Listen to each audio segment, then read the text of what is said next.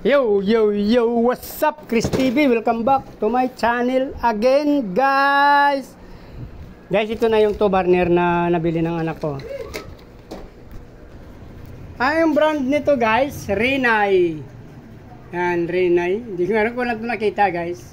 Since bira na tayo kasi pumupunta sa mga grocery na malalaki, tulad ng Pure Gold, SM. Alam mo naman, guys, busy na tayo ngayon sa ating fish. Ayan guys, so gas table cooker, RI 522C. Hindi natin alam kung anong meaning yan. LPG, so liquefied petroleum gas din to, guys.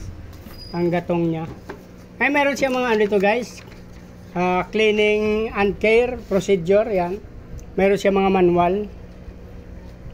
Ito, guys, yung warranty certificate Rinnai. Yan.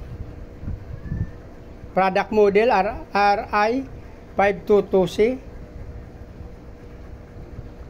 Mitsui din pala to, guys, ang made. Mitsui Industrial Corporation. Kaya pala MIC. Mitsui Industrial Corporation pala, guys. Yun ang meaning niya. Mayroon din siyang ito yung model niya, guys. Gas table cooker, Rinnai. Yan. Ito yung mga manual niya, guys. 3 papel. Yan, o. Procedure sa paglinis, sa pag-assemble, tsaka yung warranty certificate. Ayan siya, guys. Ang ganda rin, o. Usually kasi kilala natin standards lang, tsaka mga Mitsubishi. Ito ngayon ko lang ito nakakita. Hindi ko alam kung anong brand.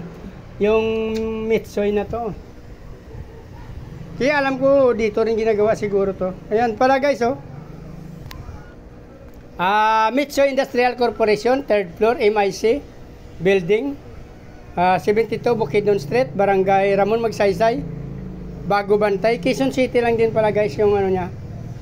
Yung company nila. Yan. Telephone number 02 local 251-2547 02-251-2438. Yan, guys. Bago Bantay, Quezon City. Yan yung address ng Mitsui Industria pala, guys. Mitsui Industria Corporation. So yan, guys, i-assemble na natin. Ito siya, guys, oh. Wala naman pala tayong hindi ito. Diretso. So yan na pala, guys, yung kanyang katawan yan. Tapos mayroon lang siya spare parts na nakahiwalay. Ito, yung dalawang patungan ng mga kaldero. So tanggalin ko lang to, saka ilalagay.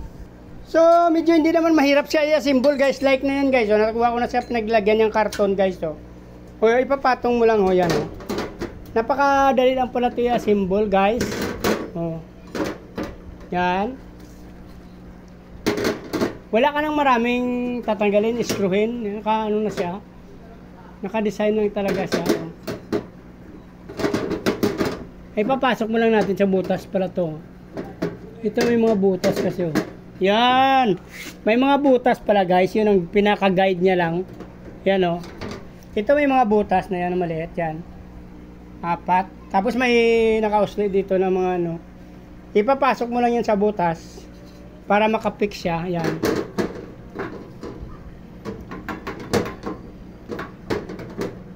Ayun, guys, hindi na natin alam kung pwede ikutin ba. Yan.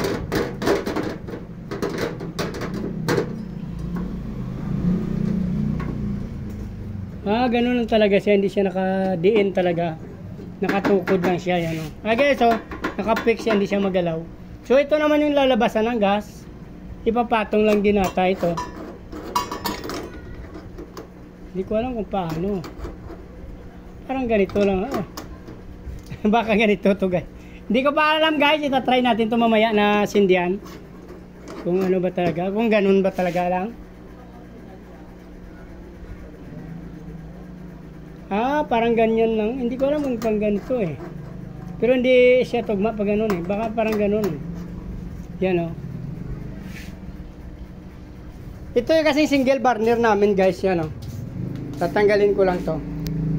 So guys, may napapansin ako dito, parang may parts na wala dito, oh.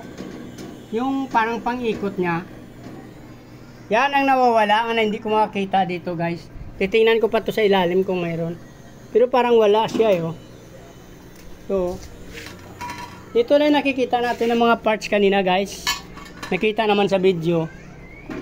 Yan. So wala tayong nakita dito na pampihit. Ayun! Pala guys, sorry. Kaya kailangan natin talaga i-check guys. Meron pala.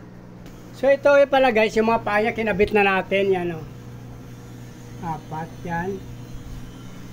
Ito. Saka ito isa guys. Madali lang siya ikabit, may thread siya guys, yan o. Huwag na masyado natin higpitin, baka ma-loose thread din. Yung 4 guys, yan. Ito. So ayun guys, naikabit na natin yung kanyang pihitan, yan.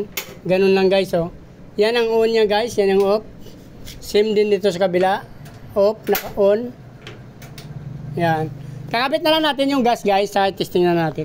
Ito pala yung burner niya guys. Ay, sorry.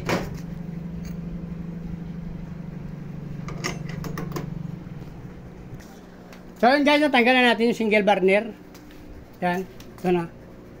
Dito natin sasaksak yung panibago. So yun guys, naikabit na natin guys yan. Bubuksan natin yung gas kung walang singaw. Kaya pagka nagkabit na kayo dito ng kanyang hose, yung gas galing sa regulator guys, pagbukas nyo, situate nyo na walang amoy para sure tayo na walang singaw. So try natin buksan guys. Ayan o.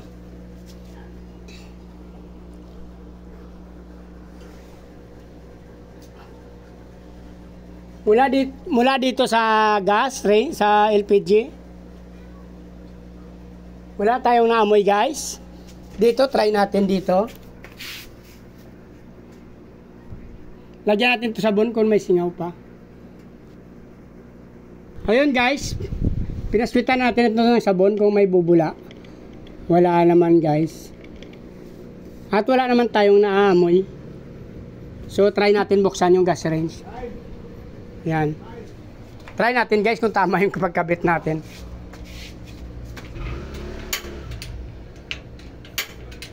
So wala. Ba mali.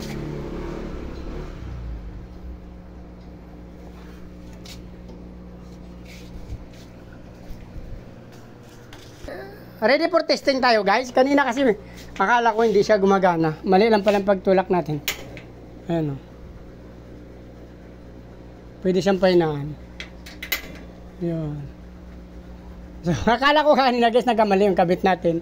Actually hindi ko lang siya. Kailan pala i-din mo. Bago. O yan.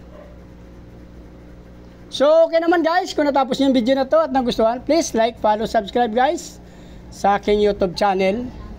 Sama nyo na rin notification bell guys para updated kayo sa mga video na in-upload natin araw-araw.